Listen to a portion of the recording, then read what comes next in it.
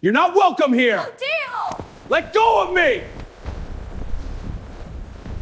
The ballroom glittered with crystal chandeliers, designer gowns, and million-dollar smiles.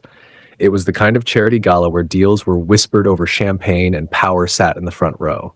Cameras flashed, a string quartet played softly, and in the center of the VIP section sat a calm, sharply dressed black man in a tailored navy tuxedo. No one paid much attention to him at first. Then a woman in an emerald gown leaned toward event security, her voice tight with urgency. She pointed directly at him. Within seconds, 2 guards approached his table.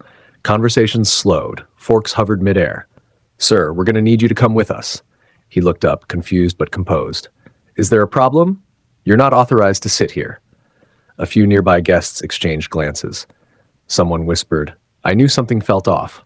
Another pulled out a phone. The man stood slowly. There must be a mistake. But the guards didn't hesitate. One placed a firm hand on his shoulder. The other gestured toward the aisle. And just like that, in front of senators, CEOs, and celebrities, they dragged him away from the VIP table. The music faltered. Across the room, the gala's host, a well-known venture capitalist, turned pale. He rushed toward the scene, but he was too late. The man had already been escorted near the ballroom doors. The woman who complained folded her arms, satisfied. Then the host grabbed the microphone.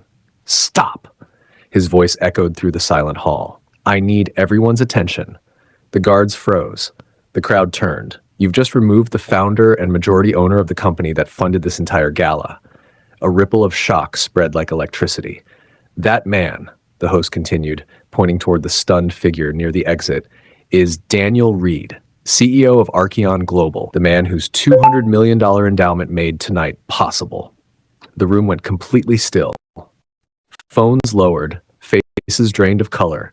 The woman in green stepped back as if the floor shifted beneath her heels. Daniel adjusted his cufflinks, dignity intact despite the humiliation. He didn't look angry. He looked disappointed. The host hurried to him, apologizing into the microphone. "This should never have happened. Daniel, on behalf of this organization, I am deeply sorry." Every camera in the room now focused on the man they had just assumed didn't belong. Daniel took the microphone slowly. "I've spent 20 years building companies, creating jobs, and investing in communities," he said evenly. "Tonight was meant to celebrate opportunity." He paused, scanning the room. "But opportunity only works when assumptions don't." You could hear a glass clink in the distance. "I don't need the VIP section," he continued. "I built the building." A few nervous laughs broke out, quickly fading under the weight of the moment. He handed the microphone back.